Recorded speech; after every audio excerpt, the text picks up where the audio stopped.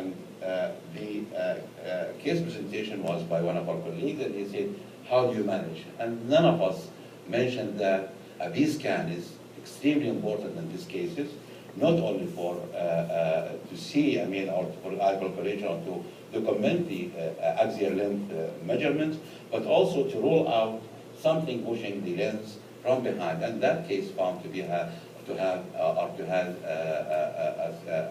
melanoma. So ultrasonography is very important, and this is a fatal mistake. When you presented with this case in exam, and you fail to say ultrasound is B-scan is an important, this is crucial, and this is extremely very, very important to rule out a mass lesion in the posterior segment. So these patients usually have a mid-area fixed pupil, shall I see, closed angle, and faulty light projection, as we mentioned. And the clinical picture, paracentesis doesn't need it, it's not needed. I think this is just for academic purpose or so. And again, to do it to rule out other conditions, for example, although they don't need this maneuver to rule out malignant cell, to rule macrophagic response, to rule out leukocytes, or whatever if you are in doubt for the differential diagnosis that might may be considered. The management of this condition is extremely important. Medical treatment is to lower the intraocular pressure is extremely important. To lower the intraocular pressure, to quieten the eye, to prepare the eye for the next step. So the medical treatment consisting of beta-adrenergic antagonist and carbonic anhydrase inhibitor. Sometimes, or even you may go for hyperosmotic agents like mannitol and so on to reduce the volume of the vitreous and to break the attack. And then frequent topical steroids. You know this eye is inflamed, congested, so you need to quieten the iris or quieten the eye and decrease the edema, congestion at the level of the iris, where the next step is going to be on the iris itself. So the management is after breaking the attack by medical treatment, you can start pilocarpine, 2%, don't go for 3 or 4%, and there are other opinions, but if you look to your reference the academy, that pilocarpine is important to use to prepare the patient for peripheral, although the iris sphincter is already ischemic, but if there are still some fibers will help you in tightening the iris. And then you go ahead and do peripherotomy.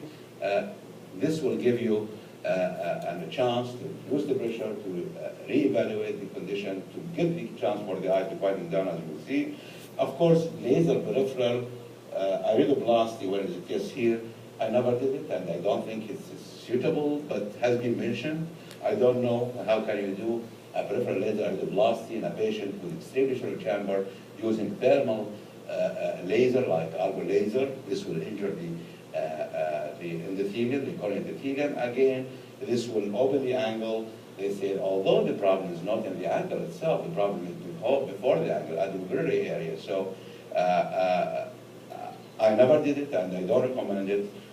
Then, of course, the treatment or the radical treatment is the removal of the lens, and the type of procedure based on the clinical situation from case to case.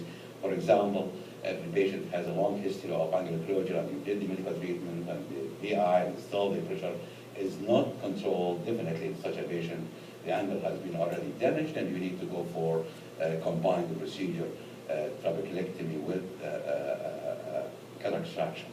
Of course, don't forget the other eye, as I mentioned. Most of these eyes, the condition is unique for this smaller eyes, although as you mentioned, that it can happen in other eyes, in the throat and myos, but majority of cases, these eyes are already anatomically disposed for this condition. So don't forget the other eye.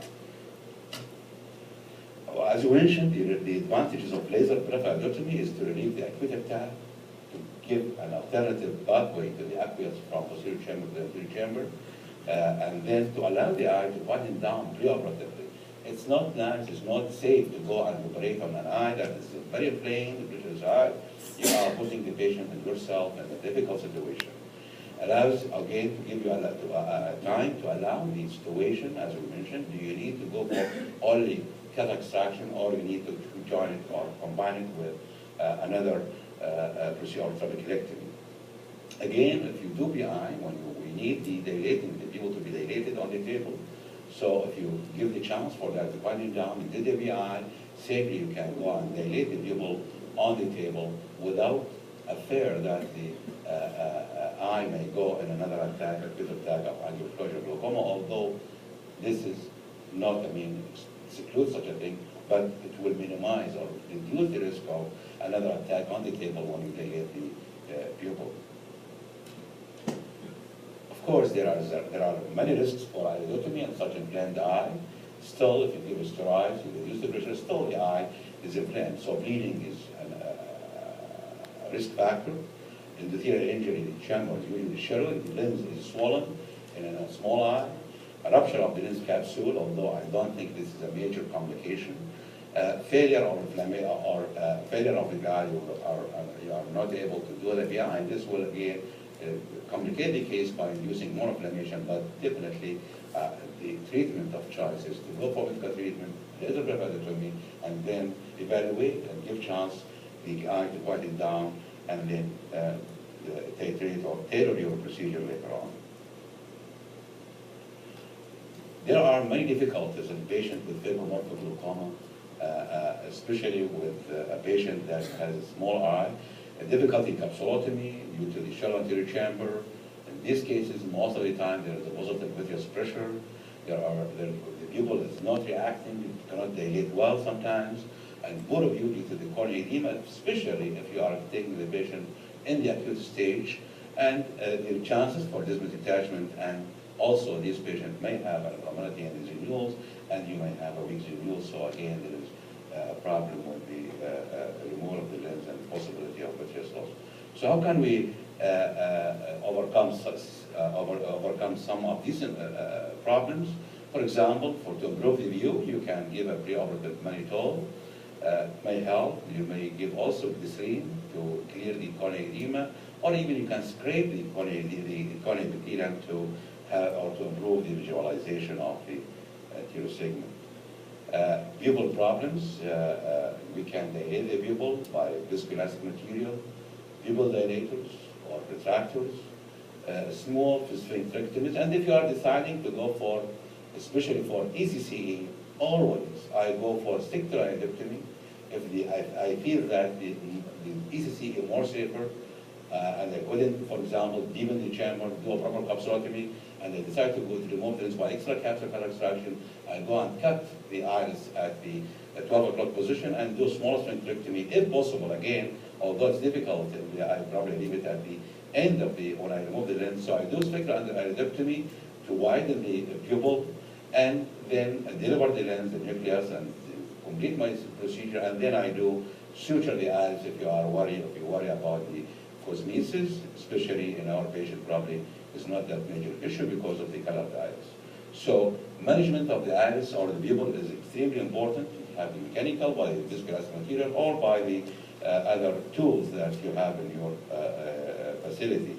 But if you don't have these things or you don't want to manipulate or difficult, just go ahead and do ECCE, but do a sectoral widen the pupil, and then deliver the nucleus. And when, as you will see here, during the capsulotomy, as we have seen, the chamber is very shallow, so we do have to deepen it with viscoelastic material through the paracentesis, and sometimes you may puncture. This is not enough. So most of the time, when you inject here on the anterior chamber in these eyes, the pressure goes very high, and the chamber doesn't change much, and the viscous usually you see it's coming from the your entry.